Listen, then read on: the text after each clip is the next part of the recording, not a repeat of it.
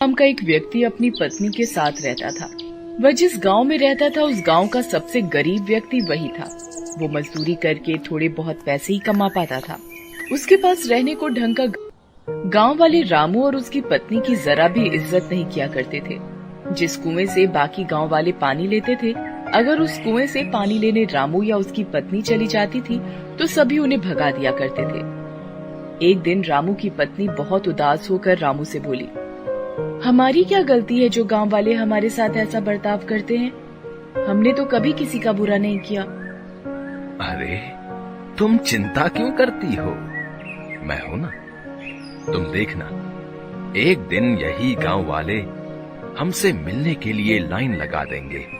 मजदूरी करके भी इतने पैसे नहीं कमा पाता हूं जितना बाकी कमा लेते हैं, लेकिन तुम देखना, एक ना एक दिन हमारा भी सम्मान होगा।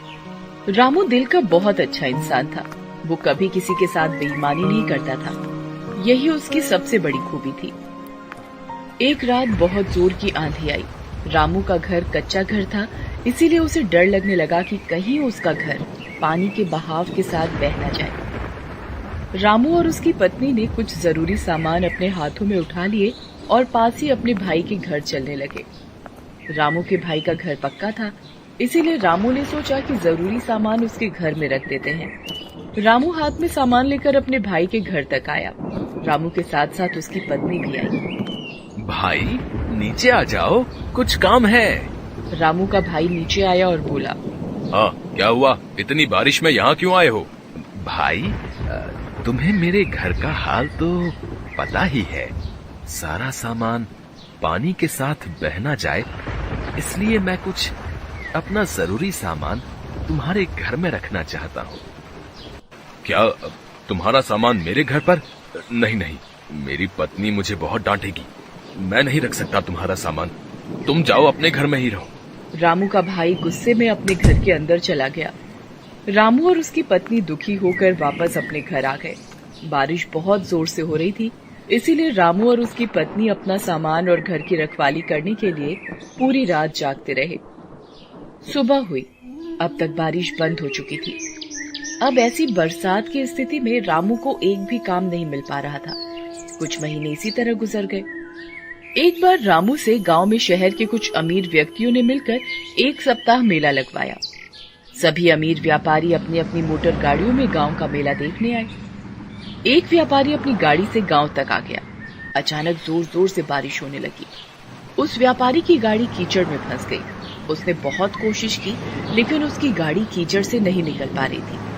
बारिश बहुत तेज हो रही थी। गांव के कुछ लोग वहां से गुजर रहे थे तो व्यापारी ने उनसे मदद मांगी। इतनी बारिश में हम क्या मदद करेंगे? ऐसा कहकर वे लोग वहां से चले गए। लगातार बारिश हो ही रही थी। व्यापारी सभी को आवाज देकर बुला रहा था, पर सभी उसकी मदद करने से इनकार कर रहे थे। रामू सभी जगह से काम मांगकर निराश होकर घर लौट रहा था। बारिश बहुत तेज हो रही थी, इसीलिए वो दौड़ता हुआ घर की ओर जा रहा था। तभी उसने देखा कि एक गाड़ी कीचड़ में फंसी हुई थी। उसे मुसीबत में देखकर रामू गाड़ी के पास आया और वो कीचड़ से गाड़ी निकालने में मदद करने लगा। गाड़ी के पहिए कीचड़ में अंदर तक धंस चुके थे। साहब, इसके पहिए कीचड़ में अंदर तक धंस गए हैं। मैं पास से सारी कीचड़ हटाता हूँ, आप गाड़ी निकालने की कोशिश करें। थोड़ी मशक्कत करने के बाद गाड़ी के पहिए कीचड़ से निकल गए। गाड़ी थोड़ी आगे तक गई। रामू उसे देख रहा था।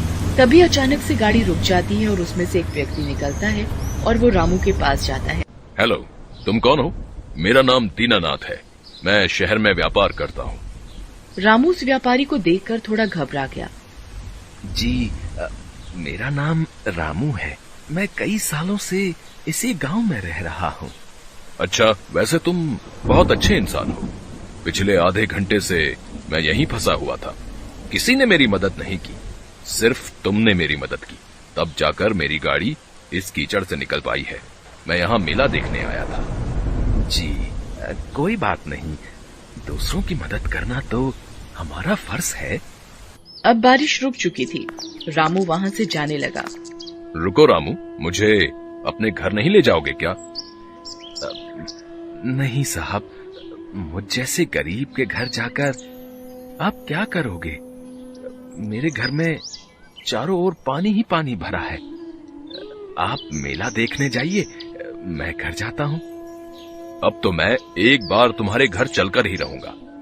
जी, अब आप इतना कह रहे हैं तो चलिए। रामू दीनानाथ को अपने घर लेकर आ जाता है। रामू की पत्नी पानी से बचकर एक और चारपाई पर बैठी थी। देखो, साहब आए हैं हमारे घर, जाओ कुछ खाने को लेकर आओ। दीनानाथ रामू का घर देखकर बहुत उदास हो गया। तुम क्या काम करते हो? साहब, क्या बताऊं, मैं तो कब से काम की तलाश में हूं, कोई काम ही नहीं देता।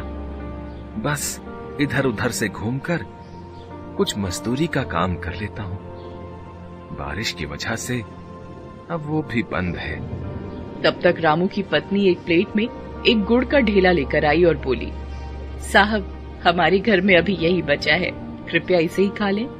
हाँ हाँ, क्यों नहीं। रामू, तुम्हें कोई काम नहीं मिल रहा है, अगर तुम चाहो तो मैं तुम्हें काम दे सकता हूँ। साहब, क्या सच में आप मुझे काम देंगे? शहर में मेरे पास बहुत से काम होते हैं। सोच रहा था कि किसी ऐसे व्यक्ति को अपने साथ रख लूं जो मेहनती और ईमानदार हो। तुम्हें देखकर मुझे ऐसा लगता है कि तुम में ये दोनों गुण हैं। साहब, कैसे काम करना होगा, कहाँ काम करना होगा, आप ये सब मुझे बता दीजिए। मैं आपके साथ काम करने के लिए तैयार हूँ। कोई जरूरत नहीं है इस घर में रहने की, और मैं तुम्हें कुछ दिनों बाद लेने आऊंगा। तुम मेरे साथ शहर में काम करोगे और वहीं रहोगे। मैं तुम्हें नया घर दिलवा दूंगा। यह सुनकर रामू और उसकी पत्नी दोनों बहुत खुश हुए। रामू ने पूरे गांव में घूम घूम कर इस खुशी को गांव वालों को बताया, पर गांव वालों को उसकी बात पर विश्वास नहीं हो रहा था। कुछ दिनों बाद दीनानाथ अपनी गाड़ी लेकर गांव आया और रामू के घर के पास रुका। रामू, सारा सामान तैयार है ना? चलो चलते हैं। रामू और उसकी पत्नी सारा सामान लेकर दीनानाथ की गाड़ी में बैठ गए। गाड़ी चल पड़ी। सभी गांव वालों का ध्यान उन्हीं लोगों पर था। दीनानाथ रामू और उसकी पत्नी को शहर लेकर आ गया। उसके बाद उसने उन दोनों को रहने के लिए एक घर दे दिया। रामू सारे काम अच्छे से समझ गया था। अब वो दीनानाथ के साथ काम करने लगा। रामू का घर बहुत ही सुंदर था और रामू अब पैसे भी अच्छे खासे कमा लेता था। धीरे धीरे करके सभी गांव वाले रामू और उसकी पत्नी से मिलने और उनके घर को देखने के लिए शहर आने लगे। जिस भाई ने रामू के सामान को रखने से मना कर दिया था, अब वो रामू को भाई भाई कहता नहीं थकता था। रामू ने आखिर में अपनी ईमानदारी से वो सब कुछ पा लिया जो उसे अब तक नहीं मिला था।